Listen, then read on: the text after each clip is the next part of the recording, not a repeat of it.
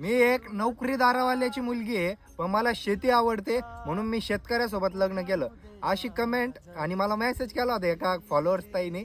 आता मला टरबुजाबद्दल माहिती दे दादा, असं तिने सांगितलं होतं. तर टरबुजाबद्दल माहिती द्यायची म्हणजे असा विषय आहे, टरबुजाची लागवड तुम्ही डिसेंबरमध्ये करू शकते आणि टरबुजाला आहे ना एकरी सरासरी 1 लाख रुपये खर्च लागतो.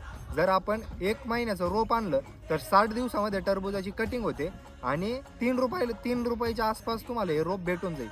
आणि मग 60 दिवसानंतर जेव्हा याची कटिंग होते, म्हणजे जर तुम्ही डिसेंबरला जानेवारी 1 तारखेला लावलं तर तुमचा 5 ते 6 मार्चच्या दरम्यान कटिंग चालू होऊन जाते. आणि विषय असा आहे फक्त टरबुजाचा, याला खतं भरतं भरायचे बेडमध्ये, मल्चिंग करायची, 1 लाख रुपये खर्च आपला होऊन जातो पूर्ण एकरी. आणि 10 रुपयांनी जरी गेला ना आपल्या कटिंगच्या वेळेस, सरासरी 10 रुपये किलोनी जरी टरबूज गेला तरी पण आपल्याला टरबूज परवडतो.